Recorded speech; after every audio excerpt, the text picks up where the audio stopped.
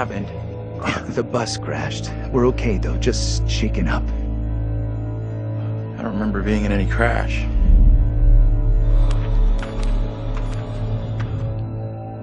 Well, here we are on set of Little Hope, part of the Dark Pictures Anthology. Tell me about the characters you play in the game. Yeah, very exciting. I play Andrew, who is a student on this trip to the town of Little Hope. You know this place? No. I mean, I don't think so. I also play Anthony and I play Abraham, all existing at different time periods in different places. Is it tough to balance it all and to kind of jump back between these characters as you go through it? A little bit. I've had a lot of help along the way, and we've been able to, for the most part, separate the three different guys. We have an amazing accent coach on set at all times, so she keeps me in check and puts me on the right part of the map when I stray too far. Only the devil could create a demon who so resembles me. We do look alike, which I agree is pretty damn weird. How tough is it for you to separate that and balance it all? Yeah, it's interesting. Andrew, being the character that I embody for most of the time, was a little bit easier for me. I related to him naturally. He's this socially awkward, repressed student, and I certainly as a student was pretty socially awkward and repressed, so I could relate to him a great deal. You seem uncomfortable around kids your own age. This trip is actually my first time away from home. Oh, you picked a real beauty. Yeah, well, if I ever make it back, I'll sure have something to talk about. The other character, Anthony, is slightly more immature, comes from a big family. I can also relate to that. And dealing with the family dynamic and playing that sibling friction was also something that I think a lot of people can relate to. And that was fun, another sort of element of the challenge which I really enjoyed. And then there's Abraham, who's the third character that I'm responsible for. We have to stop this. The only madness is right here in this court. And the nice thing that exists in all three of them is this motivation to do good, to do right. And I think all three characters I really had admiration for. They seem to be like morally adept, and it's important to respect, I think, the characters that you play, or at least identify something within them that you respect. And I respected all three of the guys that I played. I know what must be done here. And they're all so very different, and even the level of the accents change between them. Is that something that's challenging to navigate? Yeah, that's been really fun. For me, it's been, when playing Andrew, I've been doing a relatively neutral American accent, but we sort of base most of the action in New England, so it does lean towards the East Coast, and it doesn't take on too strong of a characterization in either direction.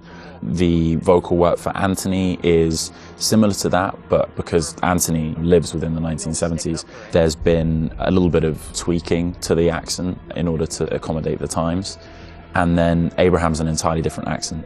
It's been a bit of guesswork as far as constructing that accent, because there's no recordings of what people sounded like at that time. But I suppose the closest thing to it, we imagine, is a kind of Northern English accent. And my dad's from Yorkshire, so I've basically been ripping off what my dad sounded like when he was younger. She talked in this really weird accent. Was that even American? And also with the process itself is a huge, like a learning curve, like you say, with the performance capture. What's the process been like for you? Have you been able to adapt? Do you feel at home now wearing the helmet? And yeah, it's funny. I mean, it presents a whole host of challenges. It can get a little uncomfortable. Okay. After a while, it can get a little uncomfortable. You never forget the first time you go for a wee wearing that headset, thinking, am I on some sort of screen somewhere in a studio right now? Can people see me weeing? But you soon get used to the headset and the pack that you're wearing. And I think the best thing you can do is try and remove that from the equation entirely and just make it about looking at the person opposite you. Some of the more physical stuff is challenging, because if you do want to move around and you do want to add a physical performance to whatever facial, emotional things that are being captured, you have to be careful that the sound isn't being compromised because of your movements. But you know, in lots of ways, it's been quite freeing too. We move at a great pace. There's little repetition over the same thing. There's lots of variation, but little repetition really. And we have an opportunity to move freely about the space pretty much. We're not confined to marks, and we don't have to relight every single moment. It's go, go, go. It's been 100 miles per hour, and I've loved the intensity of it. It's been great. But we're looking for our bus driver. What? Have you seen him? Yeah, that's funny. What's up with the fog outside? It's pretty weird.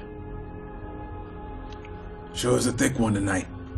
Actually, it's so thick it's stopping us from leaving. Yeah, I know that feeling.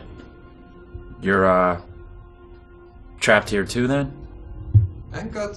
It's a whole different pace, I feel, than what you normally when you're setting up a scene and you shoot front to back, and then now it's kind of like you're just jumping in and you're just like stop, start, stop, start.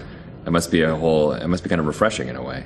100%, yeah. You can start in the morning and by lunch you've died and come back to life 4 or 5 times, whereas on a film set you would have had to shoot for several weeks to get that material. So you do blast through a ton of content. Run!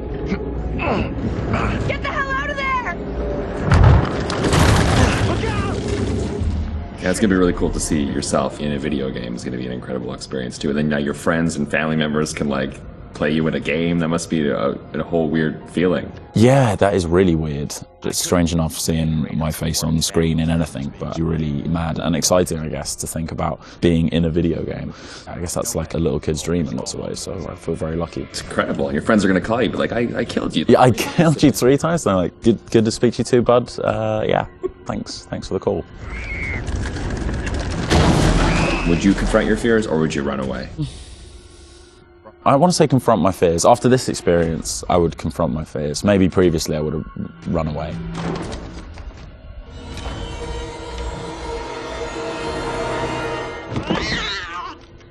What kind of place is this?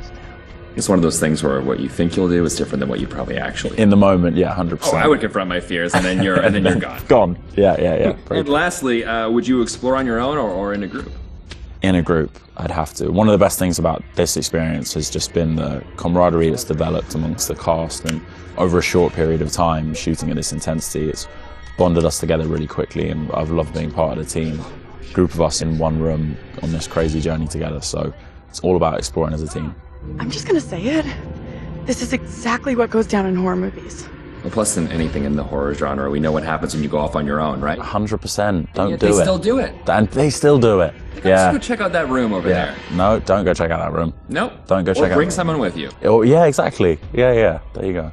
All right, Will. Tanner, thanks a lot. Appreciate that. Thank you. Cheers.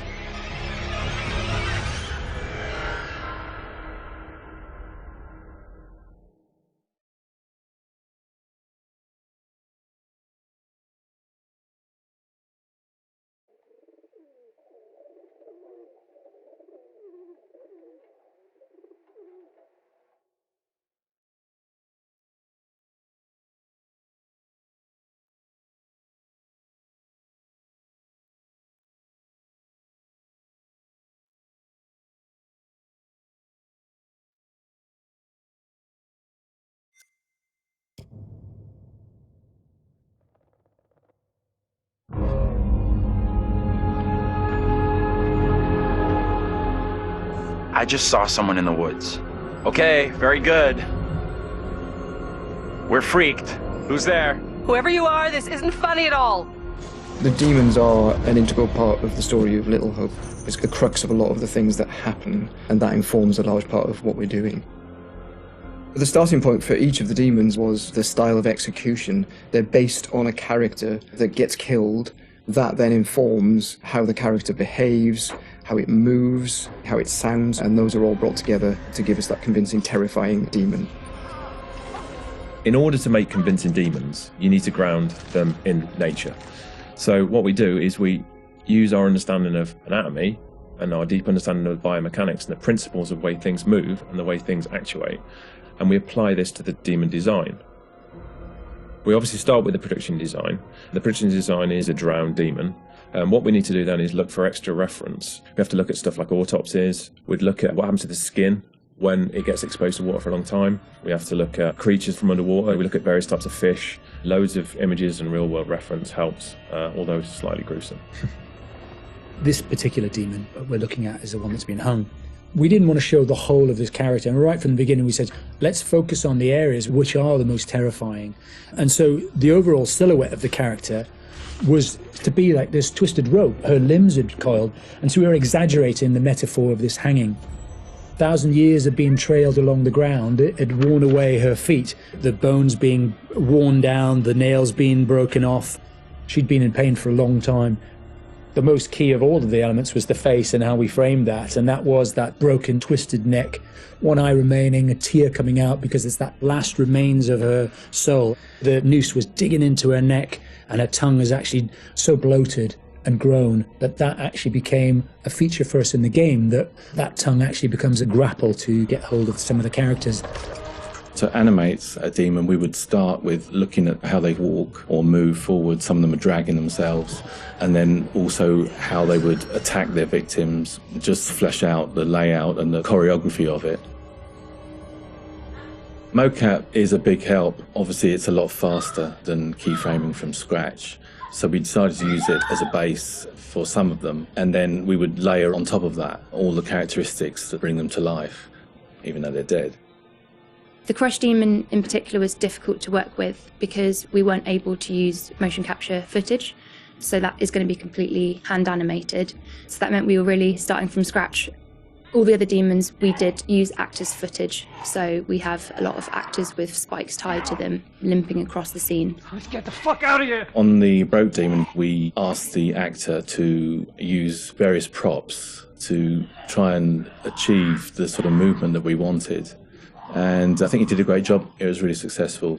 We've had to, again, add on to that to help with the weight and the believability.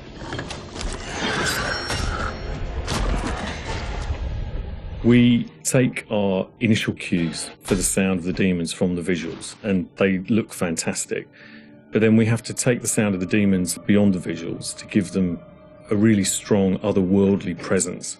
We need each of the demons to be individually recognizable whilst maintaining that uncomfortable unfamiliarity for the player. What is that thing? So at distance you might hear the chains clanking or the vocal screams. But when you get close up to the demons, you hear lots of detail, the cracking of skin, the creak of the chains, the breaths or the sound of the icky vomit. We really want the player to feel the breath through the sound of the demon on their face. Angela, no! When we're thinking about the camera work for the demons, one thing that was really at the forefront of my mind was trying not to show too much, trying not to lose all restraint, and I think that's a really easy trap to fall into with CG in general, and especially with games that you've got all these monsters that you've built and you've spent a lot of time working on, and it's really easy just to go straight to putting everything on screen. But thinking back to some classic horrors, classic monster movies, a lot of times there the directors had to use a lot of restraint and just show little bits and pieces because they didn't have that kind of budget or that kind of effect to really make it convincing. And there's something about that I really like, that I wanted to bring back to Little Hope. So when I was directing the camera team, I've asked them to show little bits, little glimpses, a clawed hand here, a shadow on the wall there, the chains rattling, whatever the key characteristics were of that demon. The interesting thing with that is that I think sometimes your imagination as a viewer fills in the blanks in a far more terrifying way than we really could. So we tried to build up that suspense, working up to this big reveal where you finally see full on in the light this thing that's been hunting you down in all its gross, horrific glory. With the demon scenes, lighting definitely had a key part to play as well. It had to work complementary to what we wanted to do with the cameras, but also there's some very specific things you can do with lighting that really lent itself to this task. So one of the big ones was the use of silhouettes. The demons have really interesting form and really interesting shapes. They're very unusual, you know, these humanoid creatures all distorted, and we wanted to use that without revealing too much. So quite often we tried to use backlighting, or the fog that's present all through Little Hope is a really useful tool for silhouettes, as you can have this nice separation with a brighter background and then have the creature dark in the foreground. It was a nice way to make them feel even more gross than they really were. The Little Hope narrative is extremely multi-layered, and the demons not only represent the tortured souls of the characters, but they also represent the psychological trauma that humans can obtain through witnessing traumatic events. So when the game opens in the prologue and the main character is witnessing these traumatic events, we underscore this with really strong male Gregorian choir, which we use later in the game when the demons are attacking to really strengthen and reference that psychological trauma with the tormented souls of the characters. Run! Now! The broken demon's the most terrifying because of the way it moves. It's really unsettling because you can't anticipate where it's going to go next. All the limbs are breaking and it's all moving in a really erratic way. So if you were to try and escape from it, you wouldn't know where to go because it might go there or it might go over here. So that's the most terrifying in terms of unpredictability, I suppose, and having a deep effect on your psyche. Interestingly, when you work at Supermassive, you get immune to horror. That's one thing I've definitely noticed. The powers of horror somehow get lost in me every time I'm watching a horror movie. I don't get so scared anymore just because I see this stuff every day. But doing those demon scenes, I must admit, even watching them back as they were work in progress, it was always like fairly distressing and fairly horrific. So hopefully some of that comes across in the experience for the player too.